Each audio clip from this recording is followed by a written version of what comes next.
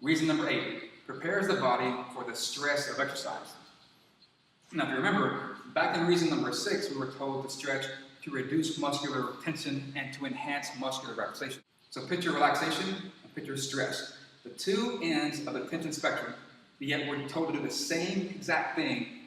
One to stretch to relax, and now we're told to stretch to prepare for stress.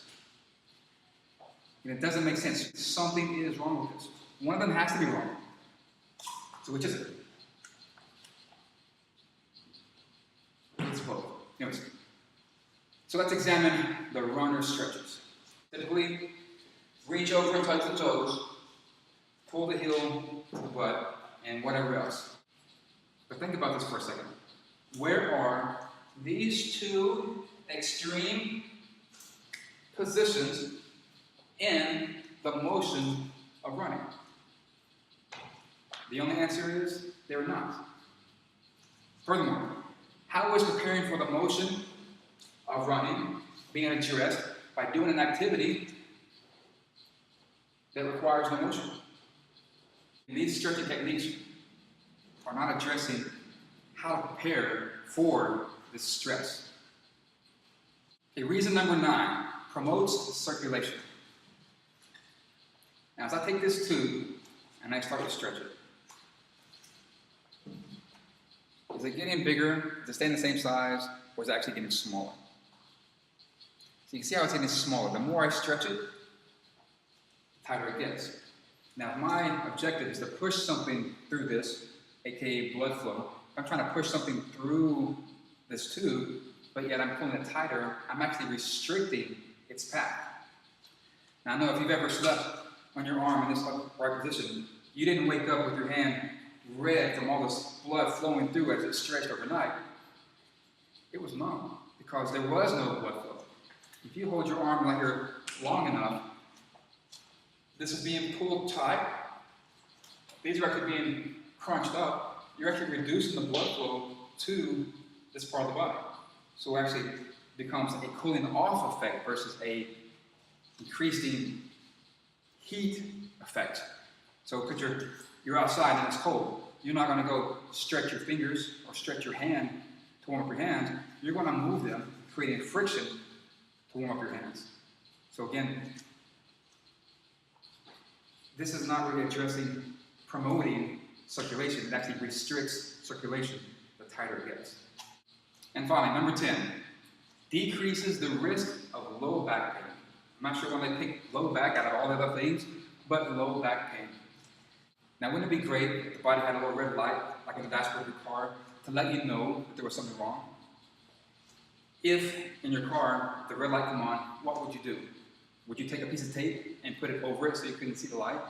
Would you dig into the dashboard and remove the light? No, it only makes sense to take care of the reason why it came on. It could be something in the back side of the car or in the front side of the car. It doesn't matter where it came from. The red light is an indicator to let you know that there's something wrong. So again, it only makes sense to address why it came on. Now, the body does have the equivalent of this system, of the red light system, but yet we've been given the instructions to do everything that we can to get rid of the thing that lets you know there's something wrong. Now, these red lights are tightness and pain. Again, tightness happens for a reason. And if the tightness is there because there's something else not working, well, that tightness needs to be there. And if you've got something not working, if I have muscles in this leg that are not working when I walk, that creates strain on this leg, I could have pain in my left knee due to muscles in the right leg not working. So to address the pain, not address the cause. Addressing the cause will more than likely eliminate the need to be tight and or painful. So this machine, this very intelligent God-created mechanism, this human body, was designed with laws of the body to function in the laws of the universe. It's mankind and its egotistical rules that screw everything up. So this whole stretching thing, stretching to relax, cannot make sense. Again, there's a little bit of tension, not quite full, not quite relaxed. If it's here, if my effort is to lengthen it, then it didn't relax. If my intentions are to relax it, but I pull it, it only got tighter. If my efforts and my intentions do not match, if I'm stretching something with the intentions of getting it to loosen up, it only becomes tighter. Now, even if it does make sense, it still does not address why it was tight. The body will only allow for motion that it can't control.